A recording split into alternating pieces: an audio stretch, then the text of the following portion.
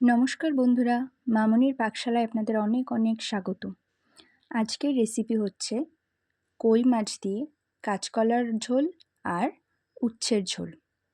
যে কোনো মানুষ এই দুটো রেসিপি কিন্তু খেতে পারবে, সে বাচ্চারাই হোক বা বয়স্ক।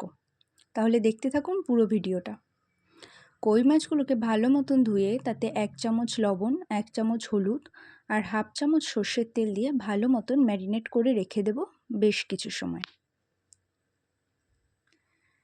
আজকের এই রেসিপিটি আমার মায়ের, আমার কিন্তু খুবই পছন্দ মায়ের হাতের এই রেসিপিটি। রান্নাটাও পুরোটাই মাই করছে। তাহলে দেখতে থাকুন পুরো ভিডিওটা। এরপর 4 পিস কাঁচকলাকে এরকম দু পিস করে পিস করে নিয়েছি। বেশ অনেকগুলো পরিমাণে কাঁচকলা হবে। তারপর 1 মগ জল গরম করে সেই উষ্ণ গরম জলটা কাঁচকলার মধ্যে দিয়ে তাতে হাফ চামচ হলুদ গুঁড়ো দিয়ে দিলাম। এরপর এটাকে 10 মিনিট মতন ভিজিয়ে রাখতে হবে। তাহলে কাঁচকলার যে কষ ভাবটা সেটা একদমই থাকবে না। 10 মিনিট ভিজিয়ে রাখার পর এটাকে আবার জল দিয়ে 2-3 বার ভালো মতন ধুয়ে নিতে হবে। আর 4 পিস উচ্ছে বা করলা এটাকে একদম পাতলা পাতলা করে কেটে ভালো মতন ধুয়ে নিয়েছি। এরপর কড়াই গরম হলে উচ্ছের তরকারিটা রান্না করার জন্য হাফ চামচ জিরে কড়াইতে ভেজে নিতে হবে।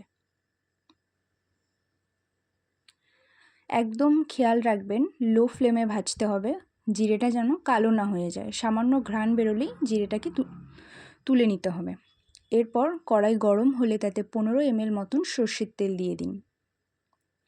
তেলটা ভালো মতন গরম হলে তাতে এক এক করে ম্যারিনেট করা কই মাছগুলো দিয়ে দিতে হবে।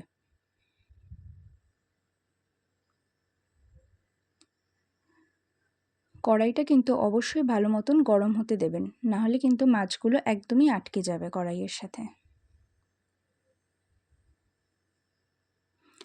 তারপর উল্টে পাল্টে এক এক করে মাছগুলো ভেজে নিতে হবে। একদমই কড়া করে ভাজবেন না, হালকা হালকা করে কই মাছগুলোকে ভেজে নিন।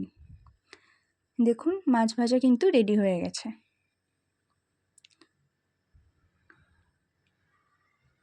মাছগুলো কিন্তু একদম কড়াও ভাজা হয়নি বা কাঁচাও নেই, ঠিক এইভাবেই মাছগুলোকে ভেজে নেবেন। তারপর কড়াইতে যতটুকু তেল ছিল তাতে হাফ চামচের থেকেও কম একটু জিরে ফোড়ন দিয়ে জিরেটাকে ভালো মতন ভেজে নিতে হবে। জিরেটা ভাজা হয়ে গেলে তাতে কুচি করে রাখা উচ্ছেগুলো দিয়ে দিলাম। এর মধ্যে কিন্তু 3-4টে চেরা কাঁচা লঙ্কাও আছে, যেটা আলাদাভাবে দেখানো হয়নি, আমি বলে দিচ্ছি। এরপর এতে হাফ চামচ লবণ আর হাফ চামচ হলুদ গুঁড়ো দিয়ে ভালো মতন মিশিয়ে নিতে হবে। খুব বেশি ভাজার দরকার নেই, সামান্য একটু ভাজা ভাজা হলেই তাতে জল অ্যাড করে দিতে হবে। খুব বেশি পরিমাণে জল এখানে দিতে হবে না, কারণ উচ্ছের রঙটা এখন পুরো সবুজ আছে। এটা যদি একদম ফ্যাকাশে হয়ে যায় তাহলে খেতে ভীষণই তেতো হবে। জাস্ট উচ্ছেটা সেদ্ধ হতে যতটুকু সময়। এরপর ভাজা জিরেটা বেটে নেওয়া হলো। ঝোলটা ফুটে গেলে তাতে ভেজে রাখা কই মাছগুলো দিয়ে দেব। তারপর এটাকে ভালো মতন মিশিয়ে বেশ কিছু সময় রাখতে হবে, যাতে মাছের মধ্যে ফ্লেভারটা ঢুকে যায়।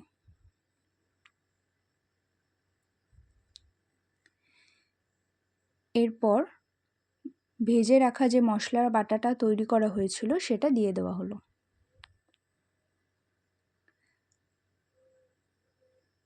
আমাদের উচ্ছের তরকারি কিন্তু রেডি হয়ে গেছে। এবার কাঁচকলার তরকারি তৈরির পালা। কাঁচকলা তৈরি করার জন্য 3 টুকরো ছোট ছোট টুকরো আদা, 1 চামচ জিরে গুঁড়ো, 1 চামচ শুকনো লঙ্কা গুঁড়ো একসাথে ভালো করে বেটে নেব। অনেকেই ভাবতে পারেন গুঁড়ো মশলা বাটার আবার কি প্রয়োজন। এভাবে বেটে নিলে মশলার ফ্লেভারটা কিন্তু সেই বাটা মশলার মতোই হয়। তার জন্যই একটু সামান্য শিলে বেটে নেওয়া, এই আর কি। এরপর আবার কড়াই গরম হলে তাতে 10 ml মতন সর্ষের তেল দিয়ে দিলাম। তারপর তাতে হাফ চামচ জিরে ফোড়ন দিয়ে দিলাম। জিরেটা পুরো ভাজা হয়ে গেলে তারপর তাতে ধুয়ে রাখা কাঁচকলার টুকরোগুলো দিয়ে দিতে হবে।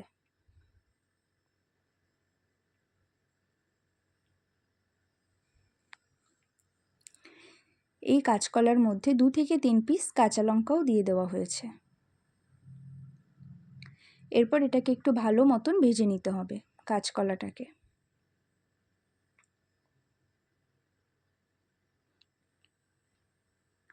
এটা হাই ফ্লেমেই ভাজতে পারেন, কোনো অসুবিধা নেই। ততক্ষণে দেখুন আমাদের মশলা বাটা কিন্তু রেডি হয়ে গেছে। কাঁচকলাটা মোটামুটি ভাজা হয়ে গেলে, মানে কালারটা যখন একটু ব্রাউন হয়ে আসবে, তখন তাতে এই বেটে রাখা মশলাটা অ্যাড করে দেওয়া লাগবে।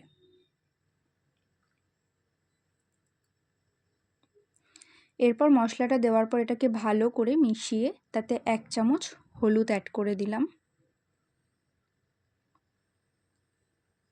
তারপর 1 চামচ লবণ অ্যাড করে দিলাম। তারপর আর কি, এটাকে ভালো মতন মিশিয়ে নিন।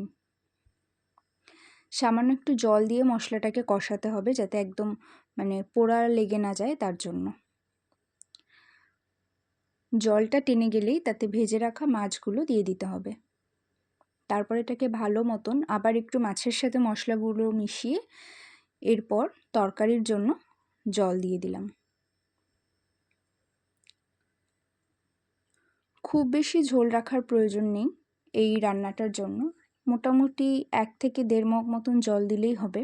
একটু বেশি দিলেও ক্ষতি নেই, কারণ জলটা যতটা ফুটবে, যতটা গাঢ় হবে ফুটে, ততটা টেস্ট হবে রান্নার। মোটামুটি হাই ফ্লেমে বা মিডিয়াম ফ্লেমে 10 থেকে 15 মিনিট রাখতে পারেন।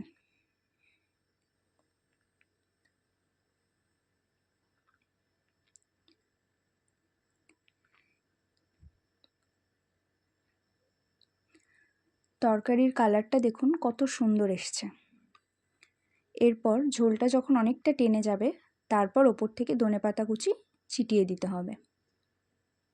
একদম নামানোর সময় দেবেন না, নামানোর কিছু সময় আগে দেবেন, তাহলে ধনেপাতা কুচির বেশ ফ্লেভারটা খুব ভালো মতন মিশে যাবে ঝোলের সাথে। আমাদের রান্না কিন্তু পুরোপুরি রেডি হয়ে গেছে।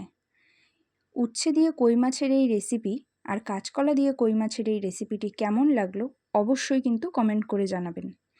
লাইক, শেয়ার, সাবস্ক্রাইব করে দেবেন চ্যানেলটিকে। সবাই সুস্থ থাকবেন, ভালো থাকবেন, আর কমেন্ট করতে কিন্তু ভুলবেন না।